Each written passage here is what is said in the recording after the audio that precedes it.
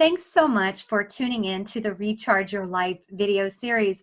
I'm your host, Phaedra Antioco, and we're talking about how to free yourself from the hidden traumas of the 5Ds. Those things that happen to our lives, they might hurt us, they might make us need to rebuild, but we can get through. And right now I have a wonderful guest, Bridget Therese, and she is going to share her story and talk about turning losses into wins. And let me tell you a little bit about Bridget. Bridget Therese is the founder of Empowering Women Through Fitness and author of Strong Mind, Strong Body. And she uses this platform not only to teach health and fitness, but how to have a mindset for success in health and in your life. And through her writing and speaking, she shares her story of losing her daughter to stillbirth and the hardship of divorce and toxic relationships and how fitness pulled her through. Her mission is to empower women to share their story, gain confidence, and use their challenges as fuel to pursue their dreams. And I wish that for you today as you join us in this interview with Bridget Therese.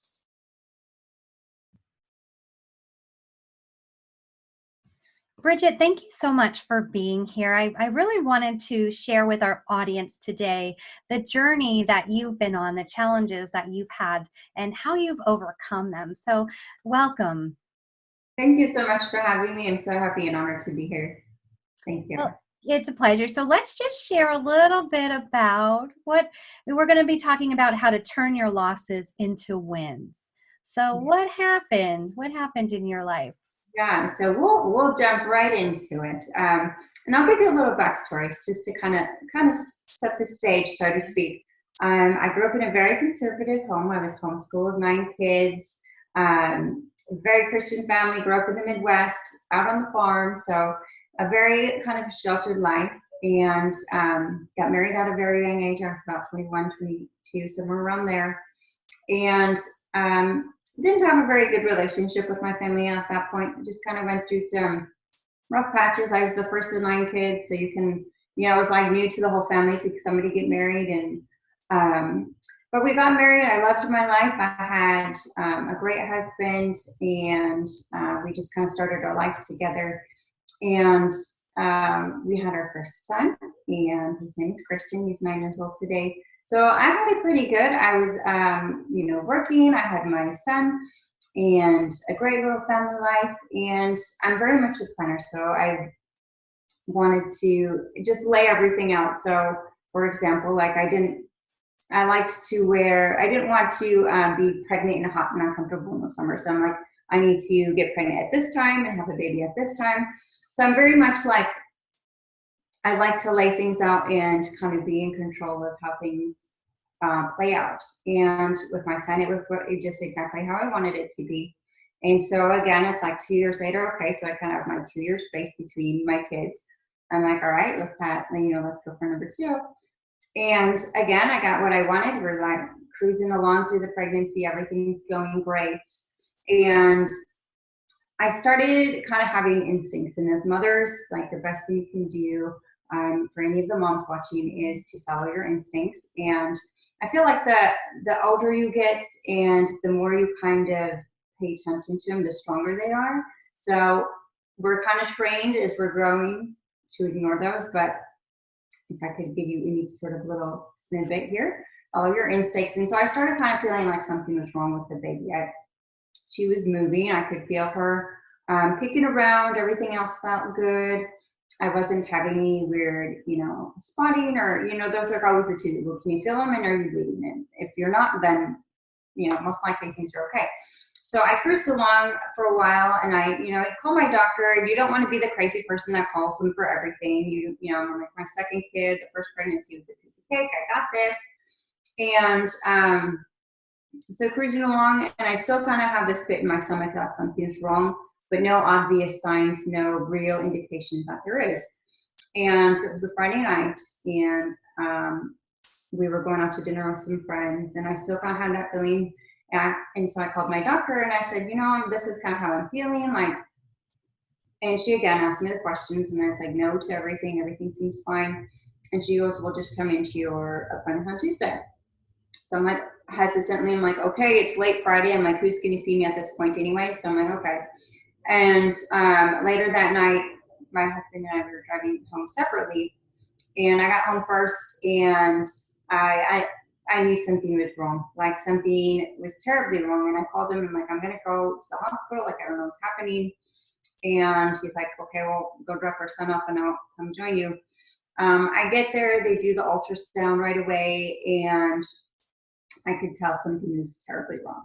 And she just didn't want to tell me anything. So she was like the nurse's assistant or something like that. And so they waited for my doctor to call. And now, mind you, this is pretty late now. This was probably like midnight or something like that.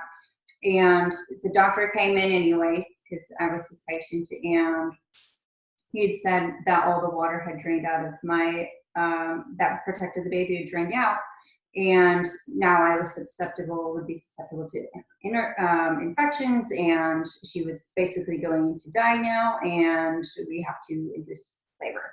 So you probably said it a lot more gracious than that, but to me, that's like, those are like the bullets I'm catching, like, wait, Right. what? And how far along were you? How pregnant were you?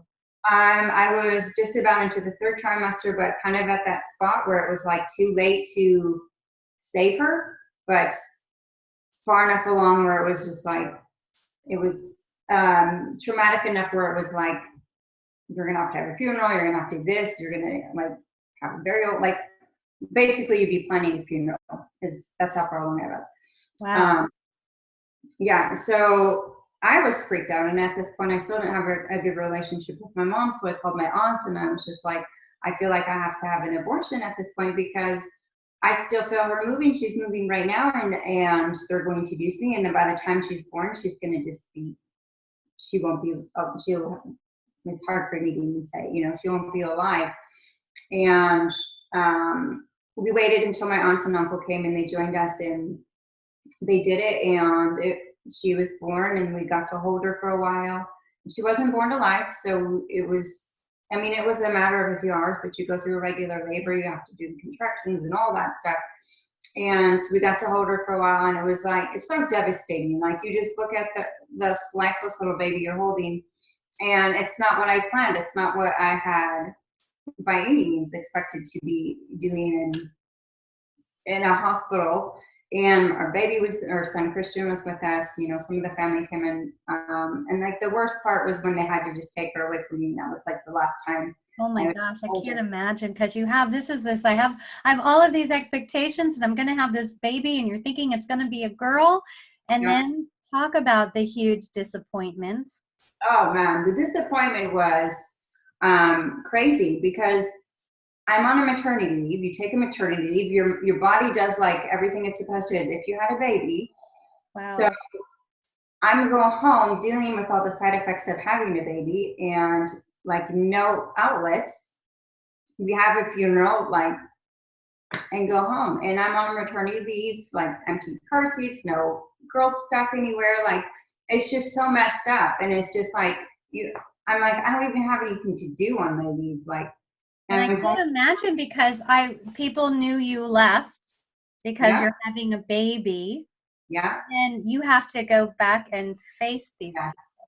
And that was one of the things I kind of held resentment against he is actually my now ex-husband, and this, I feel like, was a big part of it. I held a lot of resentment towards him, because whenever I tried to share how I was feeling or the aspects I was going through, he would kind of shut me down. But you're exactly right. I would go back to work.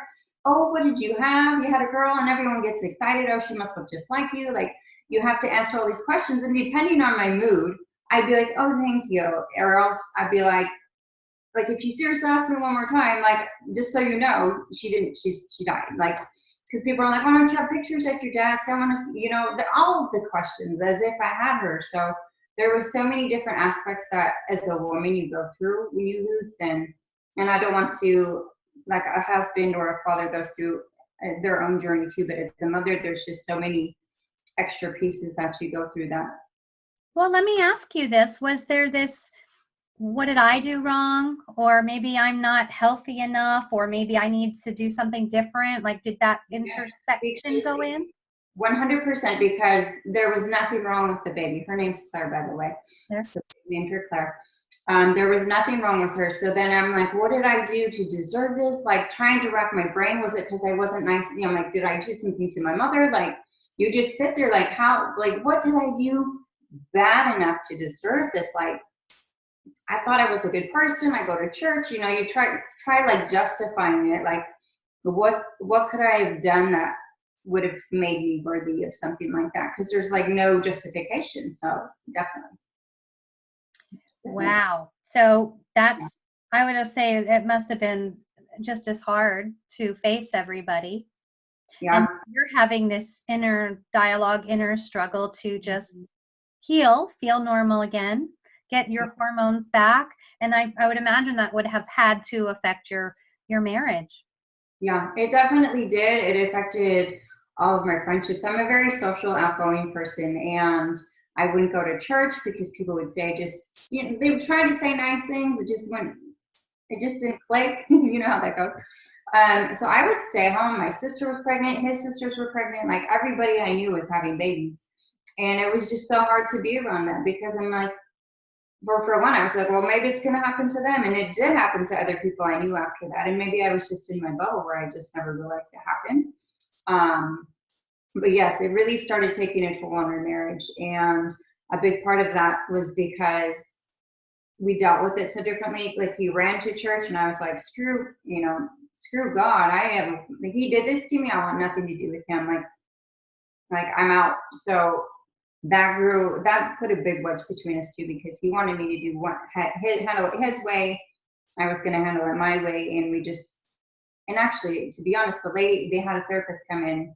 We're at the hospital and she says a lot of marriages don't make it. Maybe she planted the seed. She's like, most. That, those suggestions can really make a difference sometimes. I'm like, well, thanks. Now I'm losing everything. And at times it did feel like that, but yeah. Mm-hmm.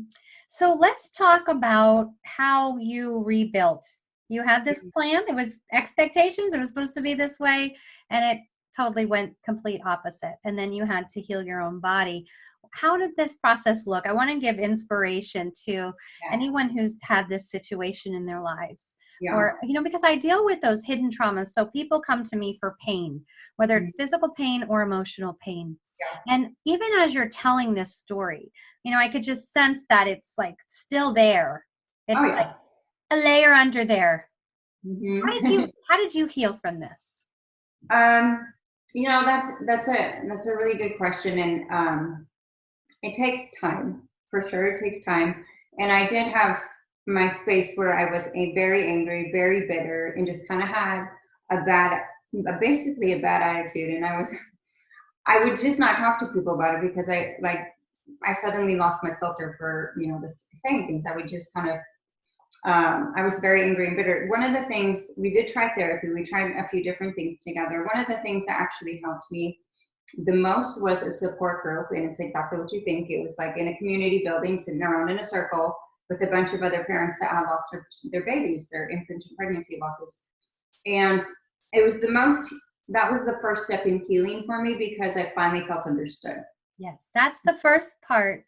Because I know when I woke up from a coma and my world changed, there was no support group for accidents or all this pain I was having. So that's why I do these series. And there's something so healing for our nervous system to know we belong and that we're not alone and to process it. Yeah. So you found a tribe that knew the emotions. That's beautiful. I did.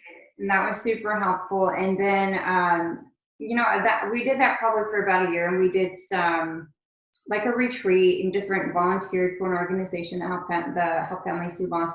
So you kind of start being around it. And I will add for anybody else who lost, they may relate to this. One of the biggest fears I had in essentially getting over it, like people say it's been long enough, you should move on. One of my biggest fears is if I started to heal from it was that I would forget her and she would just be a memory of the past. So I was scared of that because I'm like, well, if I feel peace about it or if I'm okay with this, does that mean like it's justified now or that I forget her? So that was like a big thing for me. And then the second layer of healing for me was when one of my friends was like, you really need to let go of the bitterness. And I was like, I got real mad at first that they were so blatant with, kind of blunt with me. But then I was like, I mean, I guess I don't need to be bitter and angry about it anymore, because like that's not serving me. And I went to church, which is, you know, probably the first time I went out of my own will, other than being told, let's go, we're going to church now. And I went up for prayer, which I don't ever do that kind of stuff. But I'm like, if I came by myself to deal with this, I'm going to go. You needed all the help you could get. I need the help, all the help I can get. And, you know, and what's funny is I got a pregnant woman. And so interesting. I'm like, I've actually apologized. So I'm like, I'm really sorry that I have to tell you my story or why I'm asking for prayer. Oh my gosh. I don't want you to feel anything. Like, this is me. And I had to ask her to pray for me, which was like a weird irony of God. Here's a pregnant woman who's going to pray for you who lost her. And like, you know what I mean? It's just so weird. But it actually really helped. And I don't know if it was me having to face like, okay, there's always going to be pregnant women. And I got to learn to like, if God chooses to give them a baby, that's fine. And I needed to accept that. And he's like, we're going to deal with this all right now. So definitely. So, I mean, I could just imagine it's like, see, because did you have children after? I have not had any children yet. So I would just think it would be all you see is pregnant women everywhere. I think your radar would just be, because it's and it'd be so painful to see that. Yeah. Yeah. Wow. But after that, I started getting better in the sense that I could look at it from a different perspective. And one of the other things, if I can back up for just a second, because this is a big part of my story, it was during my maternity leave. It was like October, and I lived in the Midwest, so winters are very harsh there. You don't get to be outside and moving your body and enjoying anything. So, and I used to run a lot, and I'm a small person, and I dropped weight to like 100 pounds, and I was just like a bag of bones, and not taking care of myself, not eating, just didn't care about anything. And I remember my little son coming up to me and just, you know, he's smiling, he's happy. And finally I had like a moment of truth where I was like, you know what? I need to take care of myself, and I need to get better for him. Like, he deserves a mom. And so the weirdest thing I did was I decided to compete in a fitness competition, which I didn't know how to work out. I didn't know how to eat. Wait. So you're skinny, skin and bones, and you're like, I need to join a fitness competition? And the reason I said I wanted to is because I knew a girl who was doing it, and she ate all the time. And I was like, it will give me a reason to eat food. It'll teach me how to eat healthy, because I was like eating popcorn and just not eating. It'll help me to put weight on, and I'll learn how to exercise. Because all I did was run before, and you know, running's just cardio. You're going to drop weight. And so I was like, but the bigger thing for me was it gave me a distraction. It gave me almost a reason to live. I had nothing left to lose, and I just needed something else to think about. And I'm like, it's a healthy option, because I'll eat, I'll learn how to do something new, and we'll see what happens. Those trophies happened. But that was the first step. But one of the biggest things for me was how empowering it was, because nobody knew my story. I knew my story. I knew what I had to go through to get there. I knew what steps I had to take. I knew how dark of a place I was, and how I had to pick myself up out of that place to decide I'm going to do something for me that makes me feel good, that is going to help me be a better mom, help me be a better wife, just help me be a better person in general, and help me to start snapping out of this dark, ugly depression that I'm in. So it turned out to be one of the most life-changing decisions I've ever made. Yeah. So tell me more about, so what was that inner process? What tools worked for you? What were you doing to get up out of bed every morning, to be a mom, to be a wife, to then commit to a hobby, an interest, such as doing the fitness? Because that takes some commitment. Yeah. Honestly, I think it was a big part of me getting up every day did start to be that fitness competition, because for me, my motivation was like, if I want to look good, and for those of you who do or don't know about fitness competitions, you basically have to wear a swimsuit up on stage in front of people. So very vulnerable space to be. And my motivation was like, this is where it started. And of course, we grew from there. It was like, I don't want to look stupid, and I don't want to look foolish, so I need to do everything I'm supposed to. And my husband at the time, he didn't get it. He was not supportive. He's like, if you want to do this, you're going to have to figure out another time to do it, so it's not interfering with time our family time. So 4:30, I would get up, and I think the thing that motivated me to do it was I did start to feel better, and I did start having something to look forward to, and I was happier because then I would play with Christian. I would have, be more nice to my husband, whatever that looked like. But it was really like the foundation for me getting up, and little did I know that it would lead into being so much more confident, so much more driven, so much more disciplined. Like there were so many things that had nothing to do with how I looked or how my body looked. And it was so much internal work. And I don't know, I mean, we all know that they always say if you move your body and you exercise, it gets endorphins going and you start feeling better. And I really think that's what it ended up being for me. Okay, wow.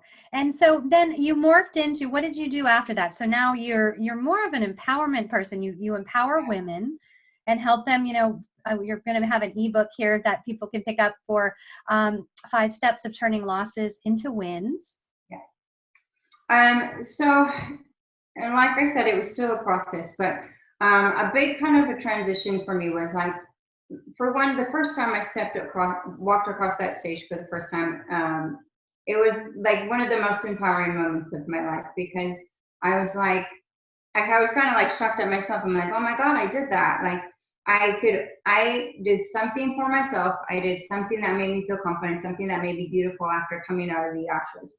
And it was such an empowering moment for me. I had one of those moments where I'm like, if I can do this, I can do anything. And after that, I kind of became unstoppable I would say I'm still unstoppable forever. I had this phase where it's like I need to do something with my life, because working as an executive assistant at a dead-end job is not it for me.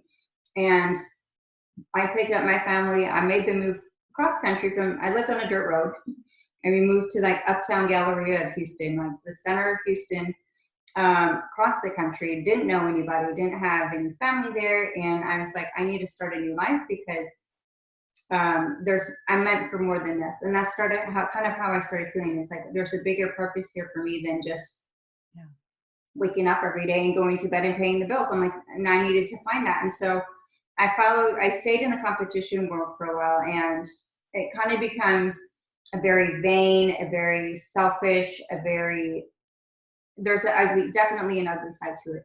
I experienced the positive, and then once I got into it as more of a lifestyle, it just, it messes with you. You don't ever feel like you're good enough. You don't ever feel like you can enjoy just the simple things of going out to eat without like, counting calories or missing a workout. And so I had to come full circle. In the meantime, we ended up getting divorced. So I'm going through that. And again, I would say fitness helped me overcome all of those experiences, because that's also a very trying time. Like, is it my fault? Should I try harder?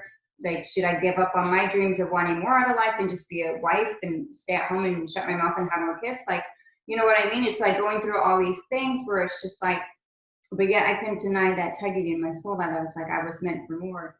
And that's great that you followed that, because I think there's a lot of coulda, woulda, shoulda. I wanted to do this, but I just didn't have the courage, or I pulled back. Like for me, I really wanted to be a naturopathic doctor. And I created this whole story, and I was 31, and I said, well, I can't handle the chemistries, and I'm going to have kids soon, and then I'll be older and I'll be pregnant and have a family. So I never went.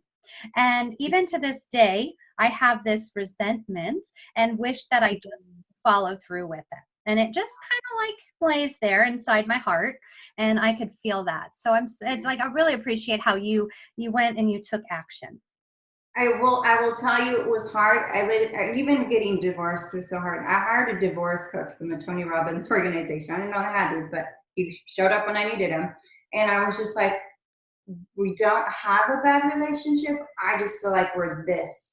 Like, he wants to live on the dirt road out in the country still and raise chickens and have a garden, and that's not me. Like, I'm like, am I wrong for wanting more out of life? And it was such a struggle, because you're raised to just feel like, no, you stay in your bubble, you do what you're told. You're not do what you're told, but you're like the wife, and that's your role. And I mean, I did wrestle with it. So there was a lot of back and forth internally, like, am I being crazy? Like, I don't know, nobody in Houston, he's moving back. Like, what am I going to do? So it was not easy. I'm so grateful that I had the courage. And again, I feel like doing the fitness competitions kind of helped me to build that foundation of, if I set my mind to this and I do what it takes to put in the work, it will work. So, I mean, that's what I had. Did you have any self-care practices that you can share with us? Any journaling, or how did you mentally pull yourself through this? A lot of it was, I did get a lot of self-care out of working out, and without the pressure of competing, just working out for myself. But there's definitely times where I'm like, screw working out. Like, that's not how I'm feeling right now. That's not what's going to serve me. The biggest thing that I think helped me pull through some of the other things that happened in my life, and even just kind of the divorce piece, was I started, I did journal. I have a whole stack of journals back here. I started a gratitude practice, and I think just listening to podcasts and trying to grow and trying to like learn how to be a better person, or how to better myself, or just like, how do I handle these situations? The common theme was gratitude. And I bought a notebook that had kind of a template, and you would write something you were grateful for. Actually, no, I started with just a blank notebook. And some days I was just so down in the dumps, like I'd be like, I'm thankful for my bed, because I probably never got out of bed that day. You know what I mean? So I just started writing down little things that I was grateful for when I had what looked like, or what felt like I had nothing or anything going on for me. I would find those little things, and it really does help you to start shifting to having a more positive outlook, a more positive attitude, and just to be, you know, when you put it out, like if you have negativity, you see negativity. It's like, oh, it's one of those days. Well, then the day continues to be like that. If you focus on good things, you start to see more good things, and that's kind of one of the steps that helps pull you out of that and kind of change your course versus being a negative person. And that was one of the self-care practices that really helped me. Great. And so let's just talk a little bit about helping someone who they feel, okay, I want to start getting into exercise, get some fitness going on. Yeah. What can we do to encourage them? How can they build a fitness practice and exercise routine for themselves? Because it's scary. I know, even though I'm a therapist and I know exercise, to go into the gym and figure out these machines, and the older we get, or the more emotional pain we have, the stiffer we get. And then it's, okay, this is hard. Yeah, and you want to quit. The first thing I would say is you really need to start at like ground zero, first level 1, and whatever that looks like for you. So there's been times in my life that I've like not worked out at all, or I've not done any cardio, and then when I go back to do it, it's like I am starting at ground zero. So one of the things that works well for me is I will just do little intervals, like whether it's walking for 1 minute and then running the next minute, walking for 1 minute and running the next minute. And when I'm first starting out, I'm able to run 3 times, but as I continue to do it, it gets better. So I would tell somebody, if the gym scares you and you can't afford to hire a trainer, start at home. YouTube is your best friend. There's going to be somebody, you can do 20-minute workouts, you can do 10-minute workouts, you can do full body, you can pick a level. There's so many free resources that you can just start at the very basic. And I would say don't overwhelm yourself with like getting a whole program. Just like really break it down into bite-sized pieces, so that you're not overwhelmed. Like you really have to just start simple and not be like, I'm gonna do everything. Don't do what I did. Don't be like, I'm gonna compete. Yeah, that's wild. Yeah. And any other tips for getting out and moving your body? Because a lot of times people here listening might have pain, joint pain, aches and pains, back pain. And then I often look at, and I'm kind of curious if you had any pain, because often when someone comes to me, I take a history and I look back into their lives. Like recently I had a woman, I mean, this was the hardest. It broke my heart. She came in, young woman in her 30s. She had back pain and nothing would work to fix it. She tried everything. And I said, well, let's go way back and tell me, how was your 20s? And all of a sudden the tears just started falling. And she was pregnant. She was 8 months pregnant. And she was married and her husband was traveling and he ended up dying in a plane crash. Wow. And she had to deliver this baby within a week or 2 after losing her husband. Wow. Now, if you can just imagine the grief that you went through, and here she is having to do this all on her own with her mother and mother-in-law delivering. She had a very challenging delivery. And it wasn't until we get to that hidden trauma piece that we can help her free it up. So I have a technique, and I help people, like with you, I would work with you taking you back, because I can see how this impacts you. I would take you back to that moment, and we'd find a way to make it safe, because you know how it was like so much coming out and you're probably in shock. What? Oh, I'm losing my baby. yeah. So with this client, we had to go in and take her to that moment, because the body remembers. The body remembers having to deliver this baby. So Right. did you have any back pain or any kind of symptoms down there, or bladder or anything? That's a really good question, and I would have never known to pay attention or to, of course, correlate the same two. The most I would say that I would get would be a lot of pinched nerves in my neck, and that could be from working out or just not. I know I hold, like, if I'm stressed out, I think I tense up a lot, and it can even be subconscious, because I'll catch myself being subconsciously stressed out. But I used to get tons of pinched nerves in my neck, and some of them so bad that I wouldn't be able to go to work, where I'm like, you literally can't move. Mm. That's the only thing that comes to mind, but I do know that a big part of it is like how I hold stress in my body. Yeah, and we all do. And people think, oh, I'm just going to get a massage, but really we have to do lifestyle changes, because if you're so stressed out all the time, it's going to increase your muscle tension. Your nervous system gets in fight or flight. It wants to protect you. And so then that muscle tension increases, and then we have pain. And that's a sign our body is telling us we really need to change things. One of the things I've tried to do is like recognize when I'm holding on to stress, and like kind of like sometimes it just sits there, and I'm like, okay, what is it that, and I have to kind of stop and be like, okay, what is it that I'm anxious about, and kind of just like go inward and kind of think about it. I'm like, okay, is it something I can fix right now? Is it something that's detrimental? Like, is there anything I can do about it today, or is it something I just have to wait for happen? If it's something I can't deal with, that's out of my control, I've had to learn how to let it go. And especially at night too, when you're like falling asleep and I start thinking about everything that's going on in my life, I'll be like, okay, it's 1 a.m. and I'm wide awake. I need to like let it go. So I've kind of learned how to recognize like when I am feeling anxious and holding on to things, and just almost kind of filter them out. I'm like, okay, is this in my control? Is it something I can do about it right now? If not, like what needs to be done with it, and just kind of like filing them into their places so that I'm not holding on to it anymore. Like recognizing it, acknowledging it, and then letting it go. Oh, wow. Wow. So, and then divorce can be traumatic as well, because you have to make the decision. And I know you had Christian, your son. So talk about, what was that final breaking point? How did you get the help to make the decision to leave? And how hard was it after you decided to leave?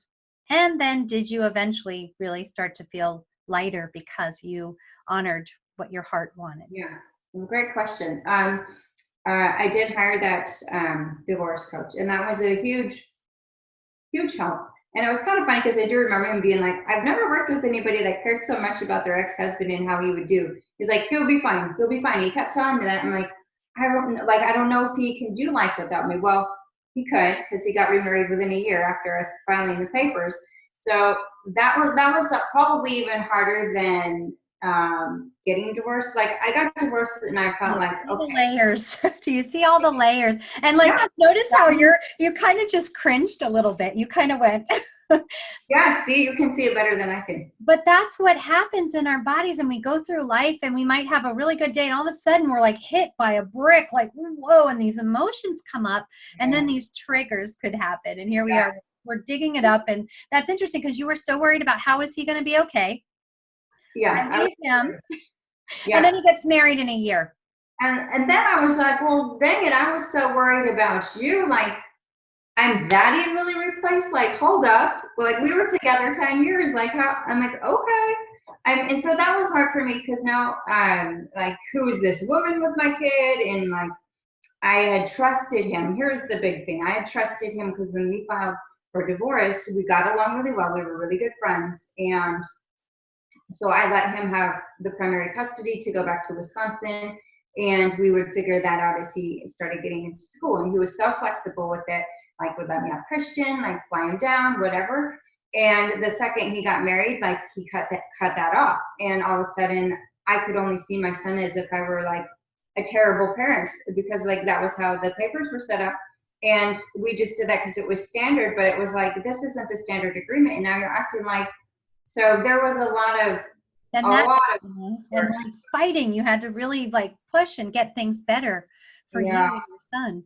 And that piece is still like, I went through trying to be real mean about it. That never worked. I've tried to be real nice. That still doesn't seem to be working sometimes. So it's just like, okay, how do I approach this with grace? Because I don't ever want my son to know any of this behind the scenes scheduling things. But I'm like, all I want to do is be with my son. Like, I'm not, don't fight me on this. But so it is. I mean, that's still a piece of me that always is kind of like in progress, if it's safe to say. That's a good way to put it. And then, so you got the divorce, then you decided you had to live on your own. You had to build yourself up. And what happened next? Let's give some inspiration here for a woman who might be in your same shoes, is like, this isn't working, because we know when we're in an unhealthy situation or it just doesn't feel in alignment, it can make us just be miserable, have a lot of emotional, have a lot of physical pain. Yeah. You know, what did you do to pick yourself back up? Yeah, you know what? And I ended up getting into my own relationship. And it was the guy I was with was very heavily involved in the fitness industry. So I kind of just rode on his coattails and took on his life, and we did everything, kind of whatever he was doing, I did too. And that ended up not ending well. And then I got into another, what I felt like was a very toxic relationship. And then, I mean, there's so many things I learned in that process, but I also kind of thought, well, you kind of go between like, well, I didn't have that, so I must need this. And I'm like, I really like the alpha guys, like that might work for me. And in the meantime, I had this sweet man who was always kind of like pursuing me, but I was like, no, like kept pushing away, and like you're not type, you're not able to keep up with me. Like I'm a very fast paced extrovert, you're an introvert, very slow. Like even when we walk together, like I'm like, can you keep up with me? Well, we actually have an interview with the personality hackers, and they talked about the Myers-Briggs personality test and how we get along, because introverts, extroverts, it's like, oh yeah, it can be quite interesting. So we'll have to tune into that. It can be so interesting, but at the end of the day, like he was a very good friend to me, always there for me and like super supportive, whatever. And like a very nice way. We were both in our separate relationships. So we weren't even, I was never interested in him that way. And he kind of was, but I just always dismissed it. But well, lo and behold, after a couple flops of relationships, so I did learn things about myself and what I needed. It was like I was just sitting there one day. I'm like, I really miss him, and I was on a vacation with my son, and my son loves him. You already knew him because like we were friends. So like I would do stuff with his family, like his parents, his brothers and sisters, like. But that was never a part of it, and so we called him, and he dropped whatever he was doing and like flew to where we were the same day. And we've been together ever since. But it's kind of funny just how I kind of had it in my head what I needed, but yet like I needed that calm person in my life to kind of just to center me and to give me some stability and to like anchor me down. And it's good because it's like I kind of have the best of both worlds now. Like I get to be me. I'm not fighting for the center of attention. Like, you know what I mean? Like nobody's trying to tell me how to do everything. And he's been my rock. So there is hope. And it might be in places you don't expect it to be, or show up in ways that you don't expect. Oh, beautiful. I was going to ask you then, what advice do you have for someone who has had a loss, whether it's a loss of a relationship, a loss of a marriage, your husband comes and asks you for divorce, you know, that type of thing. What kind of advice do you have for them? Not too long ago, I had a call with one of my coaches, and he was saying, you know, bad things are always going to happen to us. It's just part of life. And the sooner we learn how to work through those, because I don't want to say get over it, because it is something we work through, the faster you will learn to heal and the faster you'll go through those experiences. And I know that's a lot to say, it's a lot harder to do. But but we can't, if we want to grow, if we want to keep living and having that happiness and that fulfillment, we do have to learn to work through those things. And that does not negate the pain. That does not negate how somebody's treated you or how you felt. Like, that's real. And acknowledge those feelings. Have space to cry. Have space to write it out. I have journals filled with probably page drop feels. But you have to like work through it. If you just stuff it down, pain will show up, as we've talked about already. So really, like, allow yourself to have those feelings, but also find ways that you can like grow towards something. I used to read a lot of books about other moms who lost their babies or just different things, so I could find hope. Like, is there hope at the end of what I'm going through? Can I find love again? Am I worthy of love? And the answer, of course, is always yes. But podcasts really help me. Reading books really help me. Going for walks really helped me. Listening to music that sometimes I had a playlist called Jesus music, and like that would be what I needed that day. And I would just play songs on repeat. And then some days, you know what? I'm like, I need a little boost of energy. So then it's like my pop playlist. But just finding little things that help you navigate through all those. And if you're in a bad day, it's just a day. Like, it's not always going to be that way. I always teach, because I always remember the storm always passes. Yes. You know, you can have a rainy weekend. It's a terrible thunderstorm, winds, high winds and everything. But you know what? It will eventually pass. Yeah. So I've become, as I'm getting older, is just to be able to embrace this is just a bad day. It's just a challenging day. Yeah. It'll pass. It'll pass. Yeah. But I also reach out for help. So how big of an impact were girlfriends for you? Very much so. And that's kind of probably where empowering women comes into play, because you really do need a strong group of women around you that either understand you, that support you, tell you you're dating a dumbass and you should listen, even though we never do, but the ones that are there to pick you up after the breakups or after the falls, or just to call on those bad days. Like, there was a girl I recently connected with at a Lori Harder event, and like, she's a coach, and one day I was just having like a meltdown, and I've met her like 3 times, but I had that connection with her. I called her and I was like bawling on the phone that day, and by the time I got done talking to her, I felt better. But like, I was dealing with that all by myself, and I've learned that asking for help, and I'm very much a do it myself person because I want it done a certain way, and I kind of had to let that go, because it's like, I do need help, I do need support, and I do need to reach out. And if you can't find somebody in person that's that way, because I've certainly lost a lot of friends through all the hard times I've gone through, like, you think somebody's there and they ghost you or whatever. Ooh, that's another loss, isn't it? I lost a best friend, and it was when my dog was dying, and she was my kid, basically 12-year-old dog, and I just lost it. And I thought we are going to be there for each other in the trenches, and she just couldn't handle it anymore. And I can't believe I lost my best friend, that she would do that for me. So then there's this little hidden trauma of, if I'm too open or too vulnerable, will they leave me as a friend? Will they abandon me?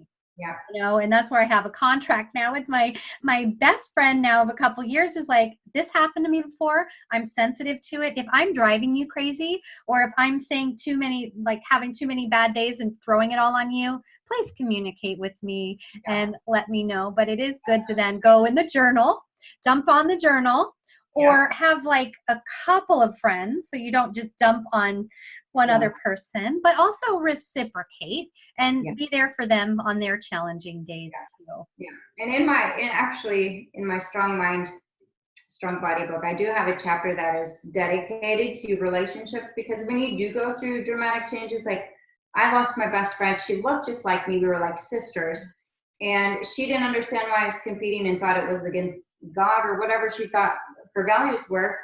And so she like ghosted me. She would stop answering the phone. We stopped hanging out. I flew all the way out to New York, and like, she had her phone by her constantly. So I'm like, okay, so she's just blatantly has been ignoring my calls, and that was hard. But like,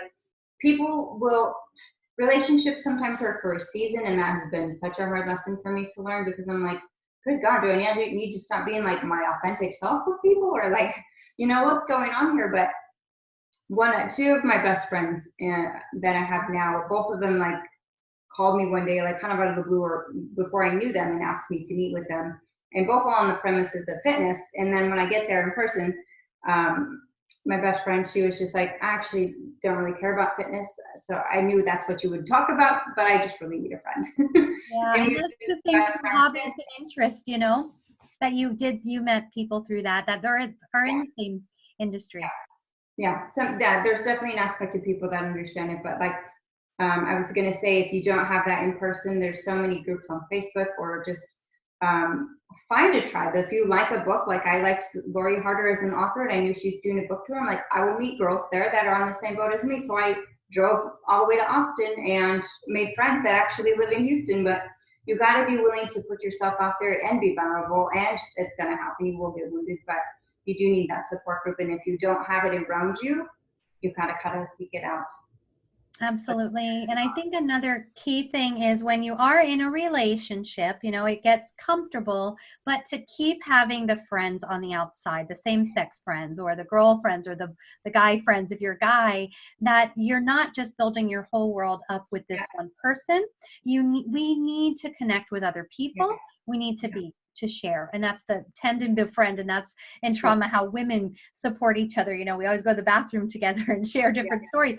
But really, we need to have a group of people and not neglect our own selves, because then if the relationship falls apart, you are starting from ground zero Ground and zero, you yeah. have to start over again. And that's a challenge for sure. Yeah, I've lost friends to relationships too.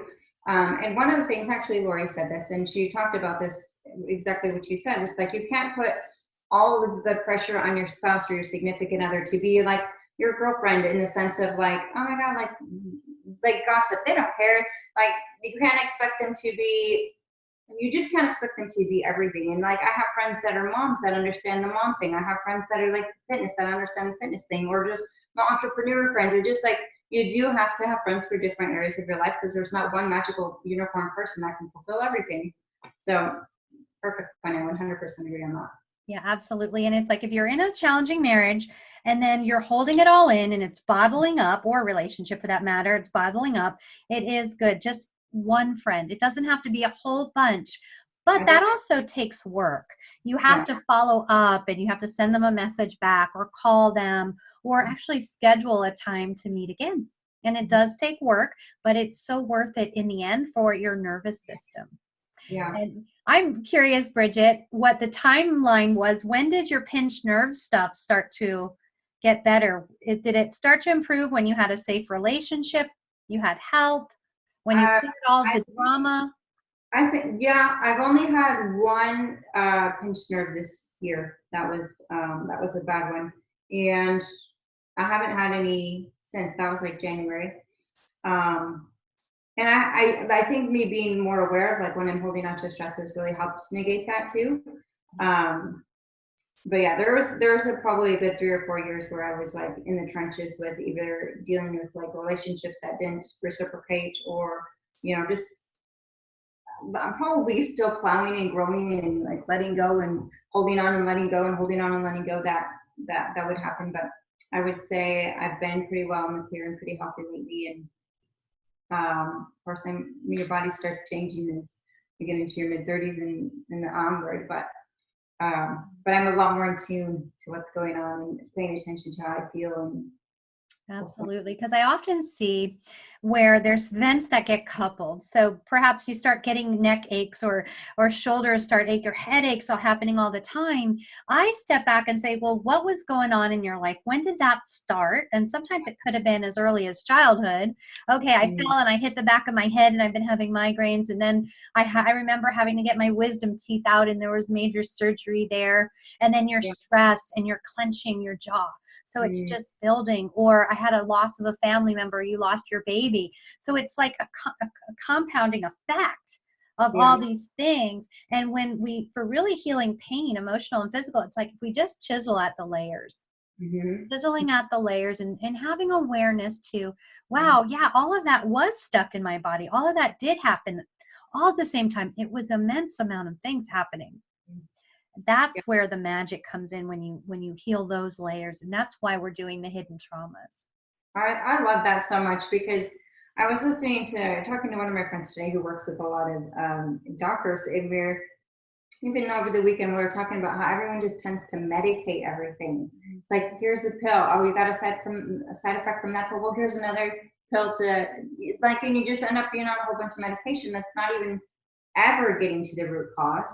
But to understand, and I listened to an audiobook earlier this year that just explained, like, when you hold on to stuff, like, your body is literally holding on to things, and like, it creates sickness in your body because it's not how you're not meant to be angry all the time or to hold on to trauma. So like you said, so I'm so glad that you are helping people to work through that in such a natural, safe way. That's incredible. I love It that. is. And I know that you said your aunt was really important. You were having a strained relationship with your mother and your aunt was there. But imagine if you didn't have her love and nurturing and support and you were doing this on your own. And maybe you might say, my husband doesn't know, he wasn't carrying the baby. So that was different. But just having that support there, I Yeah. call that co-regulation. And that's why, everybody, it is so important to have a good friend, someone that you trust and feel safe with. So Yeah. you are not alone. And then we have our co-regulation. So we have friends and loved ones there to help us. But ultimately, right, it does need to come from within us. It has to come from this inner self, this inner strength, and heal that inner child in you. Yeah. And it's hard work to do. And I probably have not made it through all of my layers because I've been through quite a bit in my 35 years here. But it is, you do almost have to take it a little piece at a time and just another little piece at a time. And I've worked with my life coach on this because, I'm happy to say my relationship with my family is much better now. They're in my life at, a very defined boundary way. Boundaries are good. Yeah, you still have to protect who you are. But it is a lot of work to go relive those pains and kind of work through those traumas or those experiences. And I think that's why a lot of people don't, because they don't want to relive that. They don't want to go back to the place that hurt them so much, or you just start remembering it differently. But it's hard to do. It's not easy. And I suggest working with somebody like you or somebody who's an expert that can guide you through it so that you're not still defeated at the end. And you can find Because I like the fact that you hired a divorce coach, because like I said, it will guide you. It'll keep you accountable, or you doing it on your own, that might have been a lot harder. It would have been way harder to do. I wouldn't have, because I wasn't the type of person, I didn't want to go tell everybody what I was doing because it's so embarrassing. Like, you're like, oh, good God, I thought this was going to be forever. And now, like, I don't have a super good reason in other people's eyes. And I have had people call me, why would you do that? Like, you don't have any problems. Like, we're Catholic, you need to stay together. Like, everybody comes at you with their opinions of what you should do. Like, now you're a terrible mom because your kid's in another state. Like, there's so many things coming at you, and it's hard to just put the blinders on. But there's been so many times where coaches have played a significant role. Everything from like fitness to posing to like outfits to divorce to life coaching. Like, there's like, you can't, why take the hard path when there's somebody who can take your hand and walk you through it much faster and quicker. Absolutely. Absolutely, because it's so many layers and just trying to grin and bear it and do it all on your own. And that's what I do, is help people see the blind spots, because sometimes we can't see it, or we self-sabotage, or no, I'm not going to go for my walk today. I'm not going to exercise today. But if I have clients, they're going to be responsible to check in with me. And I love them, nurture them, and help them really change, because sometimes when we heal out of the emotional pain and the physical pain, if we finally leave that job that's not serving us, or that marriage that's not serving us, we have a blank slate, and that can be scary. When you don't have your story and the drama and all that's wrong with you, and maybe it's okay for it to be easy. Maybe it doesn't have to be hard anymore.